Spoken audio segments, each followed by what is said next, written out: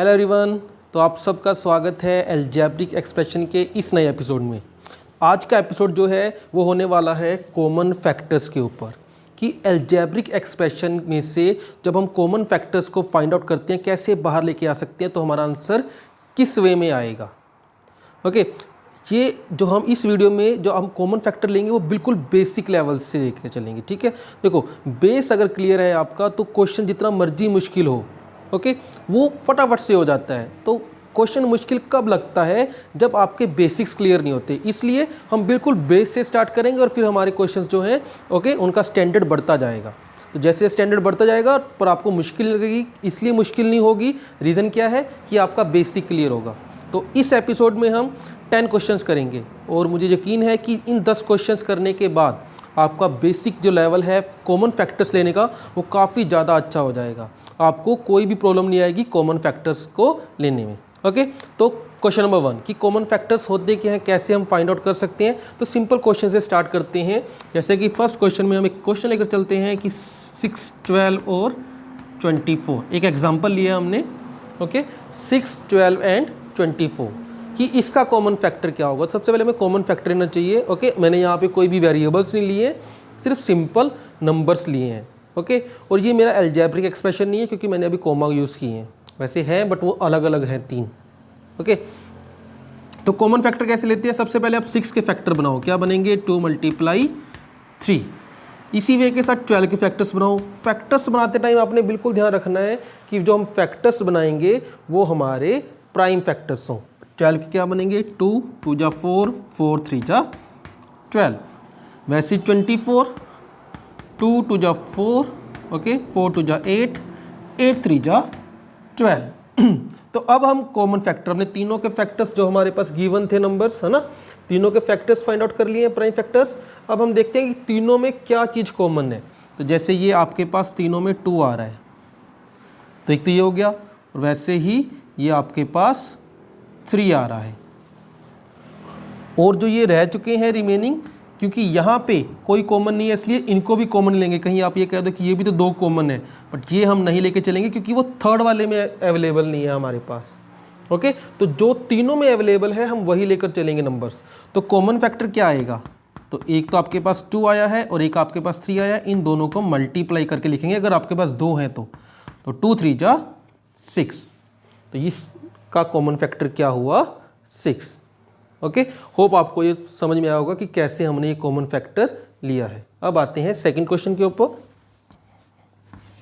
अब हम algebraic expressions लेकर चलेंगे। ठीक है, मतलब कि एक्सप्रेशन मोनोमियल वाली लेकर चलेंगे ताकि थोड़ा सा आपको क्लियर हो जाए।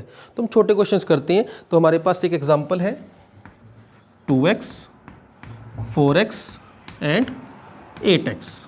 बिल्कुल स्मॉल एग्जांपल लेके चलें, छोटा सा एग्जांपल, ताकि आपको क्वेश्चन ज़्यादा क्लियर हो कि हम कैसे इस क्वेश्चन को करेंगे। ओके, फर्स्ट हमारे पास क्या है? 2x, इसके फैक्टर्स कर लो।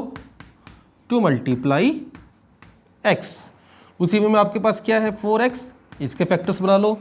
2, 2 × 4 और साथ में एक x भी है आपके पास, तो ये रहा आपका x। इसी तरीके से थर्ड रह गया हमारे पास 8x, इसके भी फैक्टर्स बना लो। 4, 4 2 × 8, एक और x आपके पास आ जाएगा। तो ये हमने क्या किया? ये हमने अभी फैक्टर्स बना लिए हैं 2x, 4x और 8x के। बीच में कॉमास थे ना, तो उनका यूज़ किया हमने कि कॉमा से पहले 2x है, फिर 4x है, फिर 8x है। ओके, इन सब के फैक्टर्स बना लिए हैं। अब देखते हैं कि तीनों में क्या कॉमन फैक्टर आता है। तो ये 2 आ रहा है आपके पास और ये आपके पास x आ रहा है ना। तो कॉमन फैक्टर क्या होगा? तो एक 2 है तो 2 × एक x भी है, तो इसका मतलब क्या हुआ? इस क्वेश्चन में आपका कॉमन फैक्टर क्या आया है? 2x आया है। ठीक है, तो होप कि ये वाला आपको क्लियर हुआ होगा कैसे हमने कॉमन फैक्टर लिया है। तो ये मैंने बिल्कुल बेसिक आपको बताया, बेसिक चीज़ें बताई हैं। ओके, अब आते हैं आगे क्वेश्चन पे। तो हमने 2 क्वेश्चन और लिख लिए हैं। अभी हम कॉमास ही यूज़ कर रहे हैं, एक्सप्रेशन यूज़ नहीं किया है। ठीक है ना, एक्सप्रेशन का मतलब है कि एक एक्सप्रेशन यूज़ नहीं किया है अभी। वैसे कॉमन फैक्टर एक एक्सप्रेशन से ही, ठीक है, हम लेना सीखेंगे, बट हम अभी कॉमन फैक्टर्स की सिंपल बात कर रहे हैं। तो हमें एक बार वो सोल्व करना आ जाए कि कॉमन फैक्टर्स कैसे लेते हैं, ताकि हम एक्सप्रेशंस को ईजिली सोल्व कर लें। ओके, तो हमने 2 क्वेश्चन और लिए हैं। अब वैसे तो वो दोनों क्वेश्चन सफिशेंट थे, बट हमारे पास सब क्वेश्चन एक जो पावर्स में आता है वो वाला क्वेश्चन उस टाइप से ले लिया है। ठीक है, और ये वाला क्वेश्चन थोड़ा अलग है, मैं बताऊंगा कैसे अलग है। ओके, तो यहाँ पे हम इसके फैक्टर्स बनाते हैं ए स्क्वायर बी के। क्या है? ए स्क्वायर का मतलब कि ए 2 बार रिपीट होगा और बी अकेला ही है तो बी 1 टाइम। नाउ ए स्क्वायर बी स्क्वायर मीन्स ए भी 2 बार रिपीट हो रहा है और बी भी 2 टाइम्स रिपीट हो रहा है। नाउ तो उसके बाद a cube b cube c means a 3 times repeat हो रहा है, बी भी 3 टाइम्स रिपीट हो रहा है और सी आपके पास अकेला है। अब सिर्फ आपने ये देखना है कि तीनों में, ठीक है ना, क्या क्या कॉमन आ रहा है। जैसे कि एक ए आ रहा है हमारे पास ये वाला, एक और ए आ रहा है ये वाला, ठीक है, और एक आपके पास बी आ रहा है। और कुछ कॉमन है? नहीं आ रहा, क्योंकि यहाँ के आगे कोई नंबर ही नहीं है और जो कॉमन आ जाए, ठीक है ना। तो सिर्फ यही कॉमन आ रहे हैं, तो कॉमन फैक्टर क्या होएगा? ए, एक आ गया, एक और ए था आपके पास और एक बी था, तो कॉमन फैक्टर क्या आया? ए स्क्वायर बी। तो ये आपका इस पावर्स वाला का क्वेश्चन का कॉमन फैक्टर है। ज़्यादा मुश्किल नहीं है, ठीक है ना। सेम उसी वे पे होने वाले जो हमने दो क्वेश्चन पहले किए थे, उसी तरीके से करने हैं। ओके, अब नेक्स्ट ये वाला एक्स वाई। एक्स वाई का मतलब X multiply Y, Y Z का मतलब Y multiply Z, Z X का मतलब जेड मल्टीप्लाई एक्स। तो अगर आप ध्यान से देखोगे तो यहाँ पे कोई भी कॉमन फैक्टर नहीं है जरूर, पर वो दो दो हैं, तीनों में कोई भी कॉमन फैक्टर नहीं है, ठीक है ना। तीनों में कोई कॉमन फैक्टर नहीं आ रहा, तो इसका मतलब ये नहीं है कि आप आंसर 0 लिख दोगे कि कोई कॉमन फैक्टर नहीं आ रहा तो 0 आंसर है, वो गलत है। इनके हर एक के मल्टीप्लाई में कुछ और नहीं तो आपके पास 1 तो आएगा ही आएगा। तो इसलिए कॉमन फैक्टर क्या रहता है आपका इन क्वेश्चंस के अंदर जिसमें कोई भी आपके पास कॉमन फैक्टर नहीं आता, तो उसका आंसर हमेशा क्या रहता है? 1। रीज़न क्या है? क्योंकि हर एक के मल्टीप्लाई में 1 तो होता ही होता है। तो तब आंसर आपने 0 नहीं लिखना है कि कॉमन फैक्टर कुछ नहीं आया तो आंसर हम 0 लिख देंगे, तब हमारा कॉमन फैक्टर क्या आएगा? 1 आएगा, ठीक है। इसलिए एक इस टाइप का क्वेश्चन भी आपको करवा दिया ताकि आपको पता रहे कि अगर कोई कॉमन फैक्टर नहीं आ रहा है तो उसका मतलब हम 1 लेके चलेंगे। ओके, अब आते हैं नेक्स्ट क्वेश्चन के ऊपर। ओके, हमने 2 क्वेश्चंस और राइट डाउन किए हैं। एक क्वेश्चन है 2x + 6 और सेकंड क्वेश्चन है 5a² - 20 है। अब ये कोमाज नहीं है, प्लस और माइनस के साइन आ चुके हैं, इनको हमने कॉमन फैक्टर के अकॉर्डिंग सोल्व करना है, ठीक है ना। तो मेन अलजेब्रिक एक्सप्रेशन में कॉमन फैक्टर्स आपके इस तरह के क्वेश्चन आते हैं, इस तरीके के क्वेश्चन से आप कॉमन फैक्टर्स लेते हैं। ओके, मेन क्वेश्चंस ये हैं, वो सारा के सारे जो 4 क्वेश्चन हमने अभी तक किए थे वो आपके सारे बेसिक हैं कि हम कैसे कॉमन ले सकते हैं, क्योंकि अगर हमें कॉमन लेना नहीं आएगा तो हम कॉमन फैक्टर कैसे फाइंड आउट करेंगे, ठीक है। ओके, तो अब हम करते हैं। देखो यहाँ पे कितनी टर्म्स है आपके पास? 2 टर्म्स हैं, तो करना वही क्वेश्चन है, वहाँ पे कॉमर्स थे, यहाँ पे सिर्फ प्लस आ गया। ओके, और कुछ डिफरेंस नहीं है। तो 2x के आप कॉमन फैक्टर करो, 2 × x, और दूसरी टर्म क्या है 6, इसके कॉमन फैक्टर करो, 2 × 3 = 6। तो यहाँ पे कॉमन फैक्टर क्या आया आपके पास? कॉमन फैक्टर आया आपका 2, ठीक है। बट हमने इसको फैक्टराइज करना है, मीन्स इसमें से कॉमन फैक्टर तो हमने फाइंड आउट कर लिया, बट इसको फैक्टराइज करना है। तो अब हम कैसे करेंगे? हम क्या करेंगे, इसमें से क्या कॉमन फैक्टर है 2 वो लिख लेंगे, उसके बाद हम लगाएंगे ब्रैकेट अपनी, ठीक है। अब 2x पहले था तो 2x वाला ही लिखेंगे, तो 2 तो कॉमन फैक्टर बाहर आ गया, दूसरा क्या आपके पास रिमेनिंग रह चुका है? x। तो अब ब्रैकेट में पहले क्या आएगा? x। ओके, साइन किसका है? प्लस का, तो वही साइन यूज़ करेंगे, ठीक है। अब फिर 6 था, 6 वाले फैक्टर्स देखते हैं। 2 तो कॉमन फैक्टर बाहर चला गया, रिमेनिंग क्या रह गया आपके पास? 3, तो यहाँ पे आप 3 लिख दोगे। तो 2x + 6 को जब आप फैक्टराइज करोगे तो क्या लिखा जाएगा? 2 और ब्रैकेट में x + 3, ये आपके फैक्टराइज हो गए। इसलिए ये चीज़ करना हमारे लिए इंपॉर्टेंट था।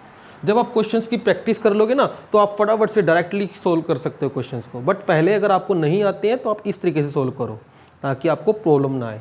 ओके, अब इसमें देखते हैं 5a², 2 टर्म्स है ना, तो 5a² मीन्स 5 × a, वैसे ही 20a, तो 2 × 2 = 4, 4 × 5 = 20, साथ में एक a आ जाएगा। कॉमन क्या आया आपका यहाँ पे? एक 5 और एक a, तो कॉमन फैक्टर क्या है? 5a, तो आप 5a लिख दीजिए, उसके बाद ब्रैकेट यूज़ करें, है ना, ब्रैकेट यूज़ की है। अब क्या रिमेनिंग रहेगा यहाँ पे? a, तो हम यहाँ पे a लिखेंगे क्योंकि 5a² पहले था, साइन किसका, माइनस का। यहाँ पे क्या रह चुका है 20a में 5 और a तो बाहर चला गया, पीछे क्या रह गया 2 और 2 मल्टीप्लाई था, मल्टीप्लाई करो 2 2 जा 4। तो आप 5a² माइनस 20a को भी फैक्टराइज कर चुके हैं 5a माइनस 4, ब्रैकेट्स में ही लिखा जाता है। ओके, तो ये हो गया आपका फैक्टराइज, इजी है ना। तो अगर आपको बेसिक क्लियर हो जाता है तो क्वेश्चन ईजी हो जाते हैं। ठीक है, अब आते हैं नेक्स्ट क्वेश्चंस के ऊपर। ओके, तो आपके पास दो क्वेश्चन अब नेक्स्ट है, एक है 3xy प्लस 7z, सेकंड आपके पास अब ट्राइनोमियल का क्वेश्चन है। ओके, तो बाइनोमियल वाले क्वेश्चन सारे ऐसे ही होने वाले हैं, कुछ भी इसके अंदर चेंज नहीं होने वाला। ओके, ये क्वेश्चन थोड़ा अलग है, कैसे लगे मैं आपको बता देता हूँ, बट ये क्वेश्चन ट्राइनोमियल वाला है, इसको भी हम सोल्व करेंगे।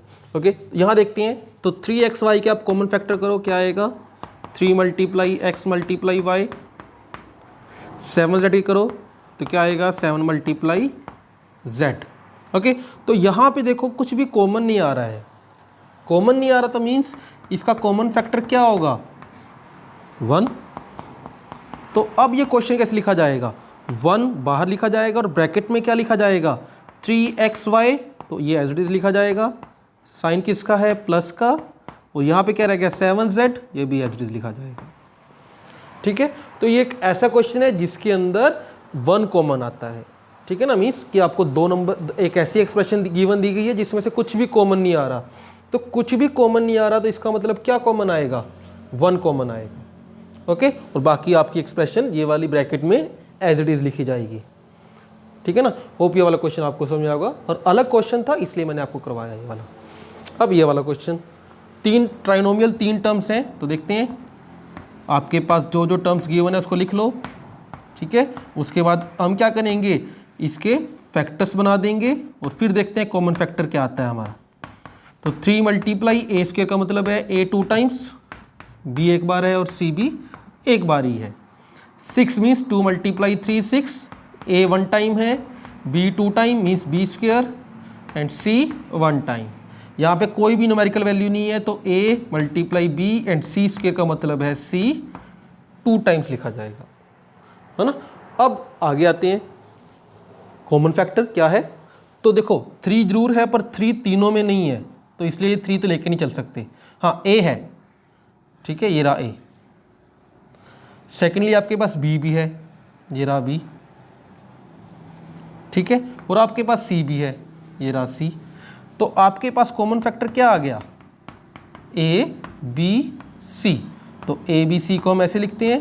अब यूज़ करते हैं ब्रैकेट, यहाँ पे क्या रह गया 3 तो कॉमन फैक्टर था ही नहीं, तो एक 3 रह गया और एक a रह गया, तो क्या आएगा 3a, साइन किसका है प्लस का। उसके बाद 2 और 3 फैक्टर नहीं थे, 2 3 जा 6, और क्या रह गया साथ में b, तो 6b, फिर साइन किसका है प्लस का। यहाँ पे क्या रह गया सिर्फ और सिर्फ एक c, तो c। तो इस तरीके से हम ट्राइनोमियल को भी फैक्टराइज कर सकते हैं। ओके, तो ये आपका फैक्टराइजेशन है ट्राइनोमियल का, इजी है ना। तो इसलिए मैं कहता हूँ कि अगर बेस आपको क्लियर हो जाता है तो क्वेश्चंस आपके लिए बहुत इजी हो जाते हैं। इसलिए हमेशा मैथमेटिक्स के अंदर अपने जो बेसिक कंसेप्ट हैं उनको बिल्कुल मजबूत रखो, ताकि कोई भी क्वेश्चन आपको मुश्किल ना लगे, क्योंकि बेस जब आपके पास आ जाता है तो क्वेश्चन मुश्किल नहीं लगते फिर बिल्कुल भी। क्वेश्चन जब मुश्किल तभी लगते हैं जब आपको बेसिक क्लियर नहीं होता। ओके, बाकी क्वेश्चंस अलग अलग तरीके से आते हैं, वहाँ पे डिफ़िकल्टी लेवल आ जाता है, बट अपना बेस क्लियर रखो। ठीक है, बेस क्लियर होने से क्या होता है कि क्वेश्चंस हमारे हो जाते हैं, ठीक है ना, हम उसको कर लेते हैं किसी भी वे के साथ। ओके, अब आते हैं नेक्स्ट 2 क्वेश्चंस के ऊपर। क्वेश्चन नंबर आपका 9 है। अब देखो आपके पास 4 टर्म्स मीन्स पोलिनोमियल गिवन है, ट्राइनोमियल तक तो ठीक था, अब पोलिनोमियल है। ओके, 4 टर्म्स वाला गिवन दे दिया आपको, तो अब ये 4 टर्म्स वाले के अंदर कैसे कॉमन लेना है, आप पहले वही करें। देखो जब भी 4 टर्म वाला आएगा तो आपने बिल्कुल ध्यान रखना है अपने माइंड के अंदर कि आपने 2 टर्म्स को फैक्टराइज करना है। 3 टर्म्स तक तो ठीक था, 3 टर्म्स तक हम डायरेक्टली कर सकते हैं, बट जैसे ही 4 टर्म्स वाले आपके पास आ जाते हैं क्वेश्चंस, तो आपने क्या करना है 2 टर्म्स को लेके फैक्टराइज करना है। ओके, जब इस टर्म को फैक्टराइज करते हैं तो क्या आएगा, ठीक है, इसको अलग कर लेते हैं, x² is equals to x multiply x and xy x multiply y। तो कॉमन फैक्टर क्या आएगा x, तो x हम बाहर लिख लेते हैं, ब्रैकेट लगाते हैं, क्या रह गया x स्क्वायर में से एक x, साइन किसका प्लस का, क्या रह गया यहाँ से y, तो y, ब्रैकेट क्लोज। ठीक है, तो इसका हमने फैक्टराइज कर दिया फर्स्ट टू टर्म्स का। अब नेक्स्ट टू टर्म्स में आते हैं। तो अगर आपने वो अच्छे तरीके देख लिया तो देखो 8 और 8 दोनों में है, तो डायरेक्ट 8 कॉमन आ सकता है, डायरेक्टली कॉमन ले सकते हैं। ऐसा नहीं है कि अगर हमने प्रैक्टिस अच्छे से की है तो डायरेक्टली कॉमन आ जाएगा, नहीं आपको डायरेक्टली आ रहा तो आप वैसे ही करो जैसे अभी तक करते आए हैं। ठीक है, अब क्या कॉमन आएगा, यहाँ पे क्या रह गया 8 तो बाहर चला गया, पीछे क्या रह गया x, साथ में क्या रह गया प्लस, और यहाँ पे क्या रह गया आपका y। ठीक है, अब एक और बार कॉमन लेना है क्योंकि 4 टर्म्स रिड्यूस करके हमने इसको 2 टर्म्स के अंदर कन्वर्ट कर दिया है। ठीक है, अब यहाँ पे कॉमन क्या आ रहा है, तो ध्यान से देखो x प्लस वाई, ब्रैकेट्स में है तो एक ही टर्म इंक्लूड होगी। ठीक है ना, ये कॉमन आ सकता है x प्लस वाई, इसको कॉमन ले लिया। सेकंड ब्रैकेट में क्या रह गया आपके पास, देखो जब x प्लस वाई बाहर चला गया तो आपके पास यहाँ पे क्या रह गया x, साइन किसका प्लस का, ये जब आपके पास बाहर कॉमन आ चुका है तो क्या रह चुका है 8। ठीक है, तो इस वे के साथ आपके पास आंसर क्या आ जाएगा x plus Y, X plus 8। तो जो 4 टर्म्स वाले आपके पास आते हैं क्वेश्चंस, उसको इस वे के साथ फैक्टराइज किया जाता है। इंपॉर्टेंट है क्योंकि जब आप क्वाड्रेटिक इक्वेशंस को सोल्व करेंगे पॉलिनोमियल्स के अंदर, ठीक है, तो आपको यही फैक्टराइजेशन आना चाहिए, इसलिए बहुत इंपॉर्टेंट है 4 टर्म्स का फैक्टराइजेशन करना। ठीक है, करेंगे वही मेथड से जो अभी तक करते आए हैं, सेम है। ओके, अब एक लास्ट क्वेश्चन। ओके, ये 10th क्वेश्चन है, थोड़ा सा अलग है। ठीक है, ध्यान से देखना कैसे हम करेंगे क्वेश्चन को। ओके, सोल्व भी इजीली हो जाएगा, बट आपके यहाँ पे साइन माइनस के हैं तो माइनस के साइन कैसे सोल्व किए जाते हैं वो भी इंपॉर्टेंट है। देखो फर्स्ट 2 टर्म्स, लास्ट 2 टर्म्स, इनको फैक्टराइज करना है। यहाँ से कुछ भी कॉमन फैक्टर नहीं आ रहा तो 1 बाहर, ब्रैकेट में सेम z माइनस 7। ओके, इसको कॉमन फैक्टर्स ले लो, 7xy और xy z, डायरेक्ट आता है तो अच्छी बात है। 7 मल्टीप्लाई x मल्टीप्लाई y, और यहाँ पे क्या रहेगा x multiply y multiply z। तो आपके पास x और y के आगे कॉमन फैक्टर, साइन प्लस का था तो प्लस का ही साइन अभी बाहर रखते हैं, x और y। ओके, क्या रहेगा यहाँ से 7, या माइनस का साइन था माइनस का ही रहेगा, और साथ में क्या रहेगा यहाँ से z।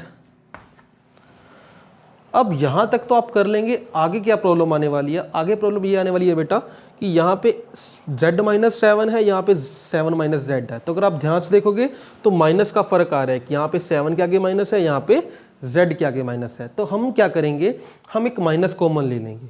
क्या कॉमन लेंगे, माइनस कॉमन लेंगे। आपकी चॉइस है कि माइनस कहाँ से कॉमन लेना चाहते हैं। ठीक है, हम फर्स्ट वाले को एज इट इज़ लिखते हैं, यहाँ से माइनस कॉमन ले लेते हैं। जब माइनस कॉमन लेंगे तो जो भी यहाँ पे साइन होगा वो चेंज हो जाएगा, ये एज इट इज़ रहेगा, और ये भी चेंज, जहाँ पे माइनस है वो प्लस का बन जाएगा, और जो प्लस का है वो माइनस का आ जाएगा।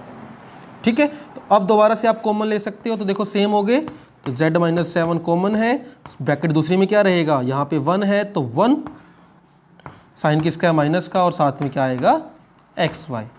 तो z माइनस 7 1 माइनस xy। इस तरीके से हम इन क्वेश्चंस को सोल्व कर सकते हैं। ठीक है ना, तो होप आपको ये वाला जो आपका फैक्टर्स, कॉमन फैक्टर्स कैसे लेने हैं, जो बेसिक करवाया सारा समझ में आ गया होगा। क्वेश्चंस आगे करवाए हैं वो भी समझ में आ गए होंगे। जो आपका 9th और 10th क्वेश्चन है वो मोस्ट इंपॉर्टेंट्स में आता है। रीज़न क्या है, क्योंकि जब हम इसको आगे वाले एक्सप्लोर में जो हम क्वेश्चन करने वाले हैं क्वाड्रेटिक इक्वेशंस वाले, ठीक है, उसके अंदर ये क्वेश्चंस के अंदर यही मेथड यूज़ होगा सारा का सारा, जो 9th और 10th में किया है। ओके, तो इस मेथड्स को बहुत अच्छे से करना, जो पहले किए हैं वो भी बहुत अच्छे से करने चाहिए, क्योंकि कहीं पे भी वो मेथड्स यूज़ हो जाते हैं। ओके, तो मिलते हैं नेक्स्ट एपिसोड में, तब तक के लिए take care. Okay, bye bye.